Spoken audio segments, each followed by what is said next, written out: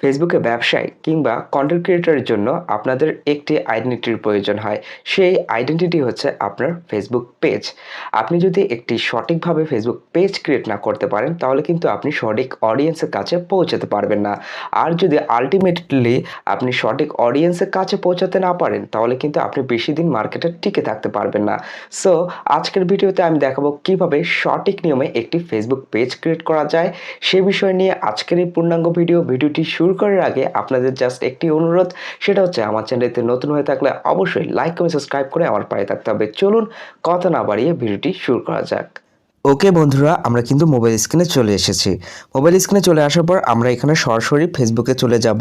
ফেসবুকে চলে যাওয়ার পর এখানে যদি এক কর্নারে দেখেন এখানে কিন্তু 3 ডট নামের একটি অপশন রয়েছে। সো সেখানে আমরা জাস্ট ক্লিক করব। সেখানে ক্লিক করার পর এখানে দেখুন পেজ নামের আরেকটি অপশন রয়েছে। সো এই পেজ নামের অপশনে আমরা আবারও ক্লিক করব। এখানে ক্লিক করার পর দেখুন আমার এখানে অনেকগুলো পেজ শো করছে।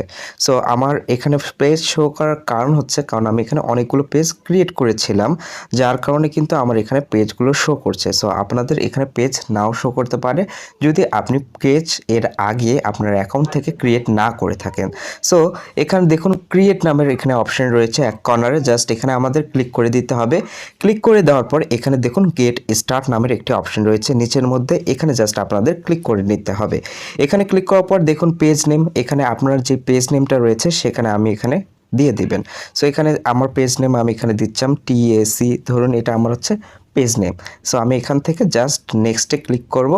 নেক্সটে ক্লিক করার পর এখানে হচ্ছে মূল খেলাটা বলতে এখানে আমি যে পেজটা বানালাম এটা আসলে ক্যাটাগরি কোন ক্যাটাগরি, আপনি যদি এখানে ক্যাটাগরি দিতে ভুল করেন তাহলে কিন্তু আপনি সঠিক নিয়মে ফেসবুক পেজটা ক্রিয়েট করতে পারবেন না। সো এখানে আপনার ক্যাটাগরি দিয়ে দিবেন। সো যেই ক্যাটাগরি, সো আমরা এখানে কি হিসাবে এই পেজটা খুলবো, আমি ধরলাম একটা গেমিং পেজ খুলবো। সো এখানে আমি জাস্ট গেমিং লিখে সার্চ দিই। সো এখানে দেখুন গেমিং ভিডিও ক্রিয়েটর, এখানে জাস্ট আমার কিন্তু এই ট্যাগটা চলে আসলো। সো এটা দেওয়ার পর এখানে জাস্ট ক্রিয়েট নামের অপশনে আপনি ক্লিক করবেন। সো এখানে ক্লিক করার পর কিন্তু আপনার কিছুক্ষণের মধ্যে ফেসবুক পেজটা কিন্তু আপনার খুলে যাবে। কিন্তু এখানে দেখুন আপনার আরও কয়েকটা কাজ করে নিতে হবে। সেই কাজটি হচ্ছে এখানে আপনার একটা বায়ো দিয়ে দিবেন। সো এখানে একটা সিম্পল একটা খুব সুন্দর একটা বায়ো দিয়ে দিতে পারেন। সো এখন কিন্তু এই বায়ো লেখাটা আরও সহজ, ChatGPTর মাধ্যমে কিন্তু আপনি এখানে বায়োটাও লিখতে পারেন। সো এখানে একটা বায়ো আপনি দিয়ে দিবেন। সো আমি এখানে আপনার দেখার সুবিধার্থে হ্যালো লিখে দিলাম। সো এরপরে এখানে আপনার কন্ট্যাক্ট নাম্বার এখানে আপনি দিয়ে দিবেন। সো এখানে আপনার কন্ট্যাক্ট নাম্বার যেমন আপনার জিমেইল আপনি এখানে দিতে পারেন, 2 নম্বরে দেখুন জিমেইল এখানে আপনি দিতে পারেন।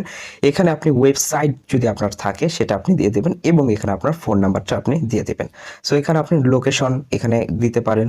এখানে হচ্ছে আপনার জিপ কোডটা যেটা আছে সেটা দিয়ে আপনি দিয়ে দিতে পারেন। আপনি যদি ব্যবসায়িক ভিত্তিতে ফেসবুক পেজটি খুলে থাকেন তাহলে এখান থেকে দেখুন আপনার পেজ যদি অলওয়েজ ওপেন থাকে এখানে অলওয়েজ ওপেন দিয়ে দিবেন এবং এখানে আবারও নেক্সট বাটনে ক্লিক করবেন।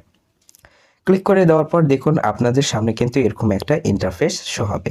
এখান থেকে জাস্ট আপনি একটা প্রোফাইল পিকচার সিলেক্ট করে নেবেন। সো আমি এখানে আমার এই পিকচারটি ধরুন সিলেক্ট করে নিলাম এবং এখান থেকে কভার পিকচারটি সিলেক্ট করে নেবেন। এই জিনিসটা সিলেক্ট করার পর এখন আপনাদের নেক্সট বাটনে ক্লিক করতে হবে। নেক্সট বাটনে ক্লিক করার পর দেখুন আপনাদের কিন্তু এরকম একটা ইন্টারফেস আপনাদের সামনে আসবে। এখানে দেখুন ইনভাইট ফ্রেন্ডস লেখা রয়েছে। সো এখান থেকে আপনার যতগুলো ফ্রেন্ড রয়েছে আপনার ফেসবুকে সেখান থেকে কিন্তু সি অলে ক্লিক করে আপনি সবাইকে কিন্তু এখানে ইনভাইট করতে পারেন।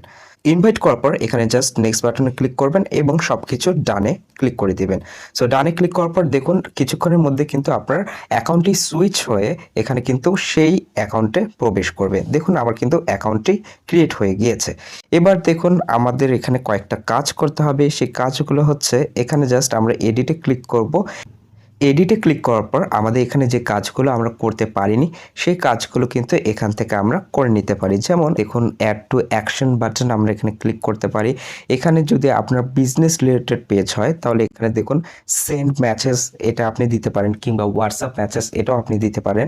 সো এভাবে কিন্তু আপনি কন্ট্যাক্ট আস, ইমেল এগুলো দিয়ে কিন্তু আপনি নেক্সট বাটনে ক্লিক করলে কিন্তু আপনি দিতে পারেন।